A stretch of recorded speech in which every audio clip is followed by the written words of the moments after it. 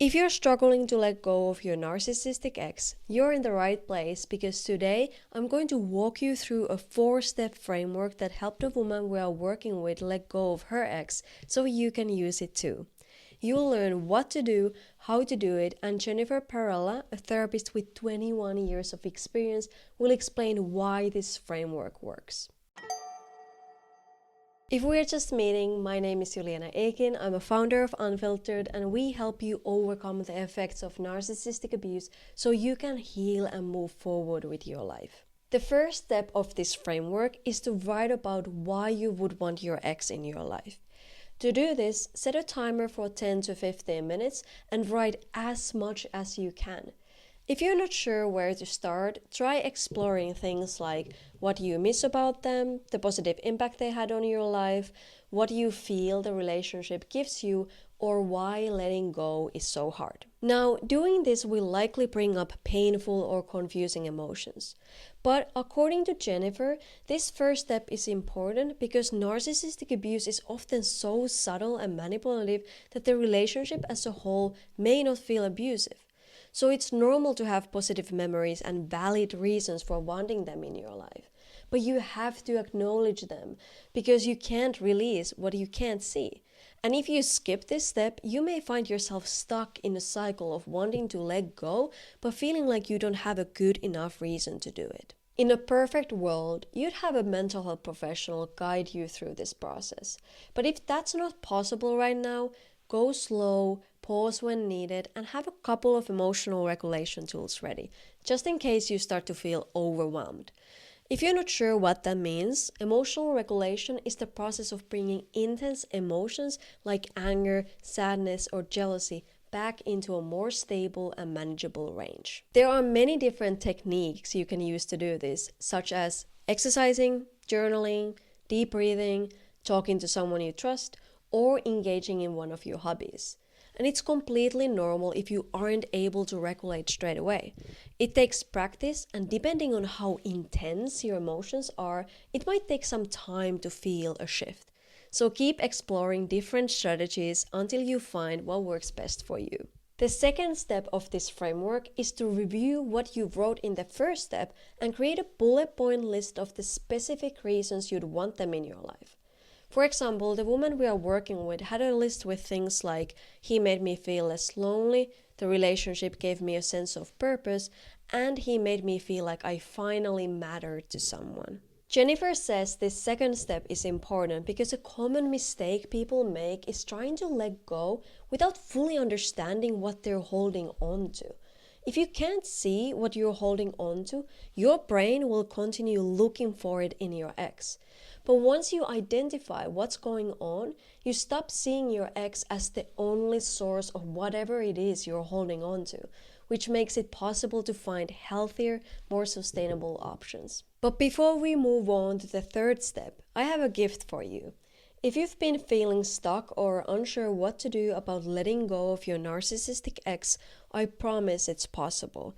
The process just looks a little different for everyone.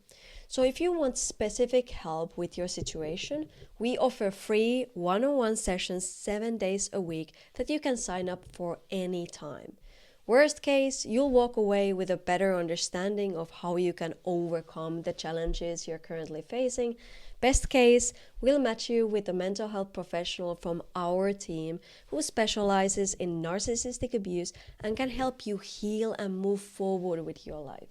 You can learn more by clicking the link in the description, but for now, let's move on to the third step of this framework. Rename each reason as a skill you can build. This means looking at each reason from the list you made in the second step and identifying a practical skill you can build to give yourself whatever you're missing. For example, instead of he made me feel less lonely, the woman we are working with noticed this meant she was relying on him for connection and comfort when she was alone. So the skill she wrote was, I want to learn how to feel secure, comfortable, and safe when I'm alone. But this didn't come to her overnight. It took time and a lot of patience to figure out. So if you're staring at your list and feeling stuck, that's okay. It doesn't mean you're doing it wrong. It just means you're in the healing process. Here's a prompt that can help you move through this step. If I couldn't get this from them anymore, what would I need to do to meet this need by myself or to pursue it in a healthier way? Then start your responses with things like, I would need to learn how to, I would need to get better at, or I would need to figure out. Jennifer says this third step is important because in this context, when you frame something as a need, it encourages you to look externally, often toward the very person who hurt you. But when you frame it as a skill, it encourages you to look internally, which is key to just about every aspect of healing from narcissistic abuse. This is because when you look internally, you consciously or subconsciously stop waiting for someone else to save you and start building the tools needed to save yourself. The fourth step of this framework is to start building that skill. For example, I mentioned the woman we are working with realized the skill she needed was learning how to feel more secure, comfortable, and safe when she's alone. So to start building it, one thing she did was choose one enjoyable solo activity to do each week, like going to a cafe with a book or going on a hike. That said, it can be really hard to come up with effective ways to build a skill. So if you're feeling stuck or unsure, you can open up Gemini or ChatGPT and use the following prompt. I'm trying to let go of my narcissistic ex, but it's hard because insert one reason you still want them in your life. I know I need to insert skill from the third step, but I'm not sure where to start. What's one practical step I can take to start building this skill? For example, I'm trying to let go of my narcissistic ex, but it's hard because he made me feel less lonely. I know I need to learn how to feel more secure, comfortable, and safe when I'm alone, but I'm not sure where to start. What's one practical step I can take to build that skill? Prompts like this should give you some really helpful starting points, but you should also consider seeking out a mental health professional for deeper, more qualified guidance. Jennifer says this fourth step is important because there's no easy way around letting go of a narcissistic ex. It's all about finding healthy, practical, and sustainable ways to consistently fill the space they used to have in your life. Now, as you begin working on these skills, it's really important to be aware of a huge curveball your ex will likely throw your direction. Jumping into a new relationship.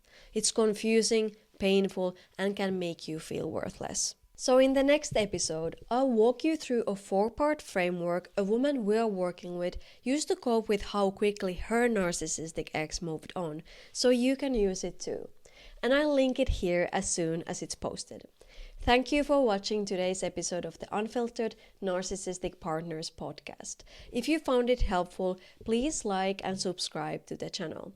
My name is Juliana, your guide to overcoming the effects of narcissistic abuse, and I can't wait to connect with you in a future episode.